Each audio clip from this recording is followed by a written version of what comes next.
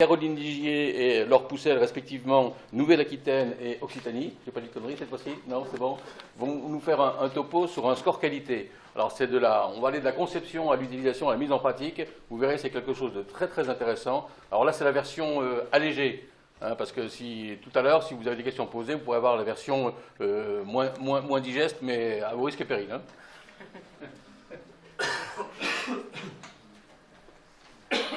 10 minutes également. Bonjour à tous. Donc on va vous parler du score qualité qu'on a essayé de mettre en place. Donc le sommaire, on va commencer par le contexte et les objectifs. Ensuite, on va vous dire comment est construit ce score, vous montrer quelques résultats et conclure. Donc le contexte, ce score s'inscrit dans une démarche qualité autour de la collecte et l'usage des RPU que mène la FEDORI. L'objectif, c'est une évaluation rapide de la qualité des données de chaque service d'urgence dans une région donnée sur une période donnée. Petit détail, ce score ne permet pas de comparer les régions entre elles ni les territoires entre eux. Il est vraiment dans une région et on fait des comparaisons par service d'urgence. On peut aussi comparer sur plusieurs périodes. Et donc comment il est construit? C'est une valeur synthétique et composite regroupée en plusieurs classes et on a fait des tests sur plusieurs régions. Donc ce score, il est sur 200 points avec 3 composantes. La première qui juge de la continuité du flux. La deuxième, l'exploitabilité de chaque champ du RPU, où on a mis un peu l'accent sur le diagnostic principal, qui est important pour nous. Donc l'exploitabilité, c'est l'exhaustivité et la conformité des champs ensemble. Ensuite, la troisième composante, c'est la cohérence interchamp. Là, on a essayé de croiser certains champs pour voir si ça concordait. On a regroupé donc ce score en plusieurs classes. Je ne vais pas détailler, mais en gros, ça va de A à H. Et pour juger de la qualité, de bonne à très mauvaise. Donc, voici les premiers résultats. Donc, 8 régions au total ont participé sur les 13. Ce qui nous fait un pool de 360 établissements. 94% des établissements des régions participantes, et ce qui représentait aussi 50% des établissements français. Donc, Laure va vous présenter quelques résultats sur l'ensemble des régions, et aussi elle va faire un focus sur une région et deux établissements donnés. Merci. Donc, comme vous le disiez, Caroline, on va commencer par les résultats sur toutes les régions confondues, en poulant en fait tous les établissements, les 360. Donc, au final, on voit que les établissements ont en moyenne 140 points sur 200, avec des scores allant de 27 à 192. Et si on regarde ensuite le détail par composante, au niveau de la continuité du flux, on voit que la quasi-totalité des établissements ont un très bon score, avec 37 sur 40. Au niveau de l'exploitabilité, là par contre, on voit que c'est un petit peu plus compliqué et on a les établissements n'ont que la moitié des points à peu près, avec 56 points sur 100.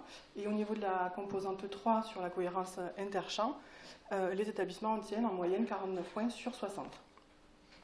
Donc ça, c'était le premier volet du score où on regarde le score en moyenne.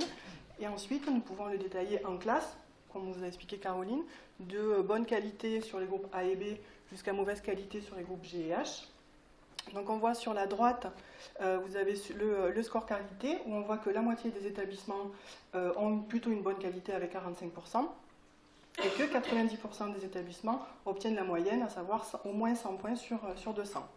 Et là aussi, si on regarde au niveau du détail par composante, on retrouve un petit peu la même chose que tout à l'heure. La continuité du flux, plus de 90% des établissements sont catégorisés bonne qualité avec le groupe A. Au niveau de l'exploitabilité des champs, c'est là où on voit apparaître un petit peu la mauvaise qualité, avec 10% d'établissements qui ont une mauvaise qualité au niveau de l'exploitabilité. Et au niveau de la composante 3 interchamp, plus de 70% des établissements sont de bonne qualité. Maintenant, si on se concentre sur une seule région et qu'on essaye de regarder comment peut fluctuer ce score d'une année à l'autre, donc là, vous voyez les résultats établissement par établissement. Donc chaque barre représente un établissement de la région sur 2015 et 2016. Et on voit une progression des établissements de bonne qualité entre les deux années, puisqu'on est passé de 38% d'établissements de bonne qualité à près de 50%.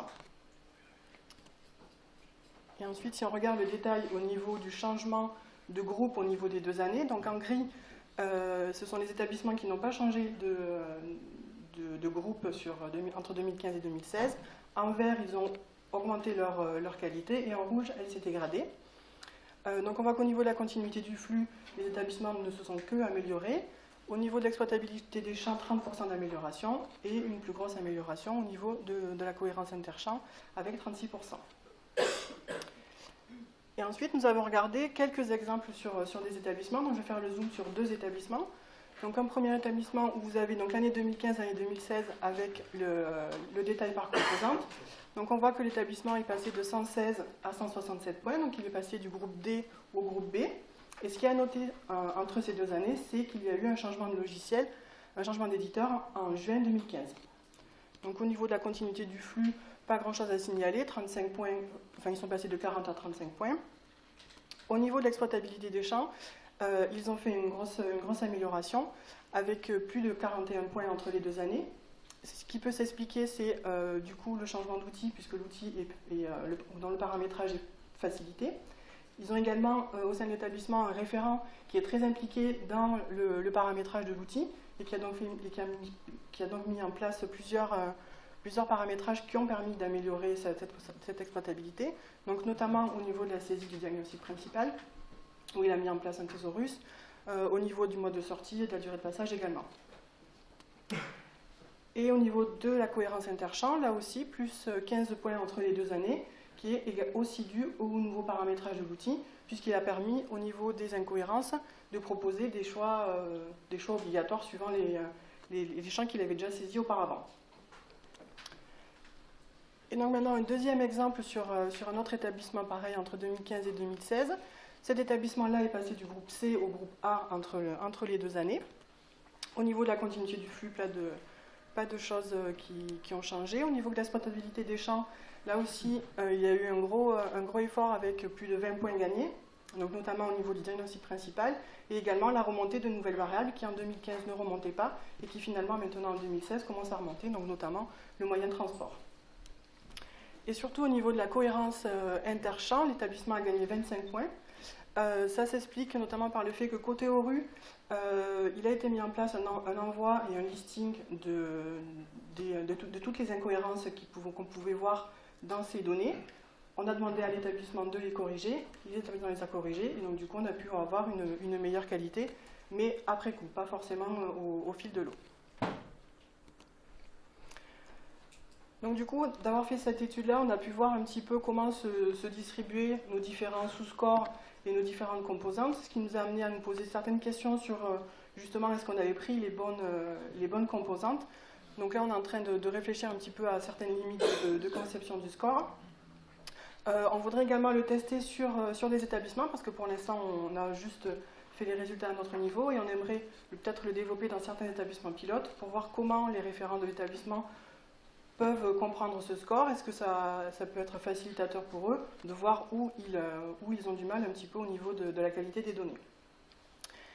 Et enfin, on commence aussi à réfléchir à un score V2 pour intégrer beaucoup plus de paramètres. Donc notamment, pour l'instant, notre score ne se calcule qu'une fois par an, donc sur des données annuelles. Il serait peut-être intéressant de descendre un petit peu et de regarder mensuellement ce qui peut se passer. Également utiliser l'historique des rattrapages, donc au niveau de la continuité du flux, voir si l'établissement a renvoyé les données plusieurs fois pour arriver à son exhaustivité. Regardez également la pertinence des champs. Donc pour l'instant, on regarde si les champs remontent, si les champs sont remplis et si entre les champs ils sont bons. Mais il est intéressant aussi de regarder si à l'intérieur d'un champ, les données qui remontent sont de bonne qualité. Donc par exemple, sur le moyen de transport, il y a certains établissements qui nous remontent 35% d'arrivée en hélico. Donc on se dit qu'il y a peut-être des choses à regarder au niveau de leur codage, et ça serait bien de le prendre en compte dans le futur score. Sans zone de posée en plus. Comment ? Sans zone de posée. Il serait intéressant aussi de rajouter les doublons. Regardez si l'établissement nous renvoie beaucoup de doublons dans leurs données. Comparer du coup le nombre de passages qui sont compris dans l'RPU et le comparer à la fiche de validation qu'on envoie annuellement grâce à la nouvelle charte qualité. Et enfin, regardez aussi la complétude du DP, notamment au cours du temps. Regardez du coup si à J+1, J+2, le diagnostic remonte. Donc il fera écho, je crois, avec la présentation juste après sur ce point-là. Donc voilà, merci de votre attention.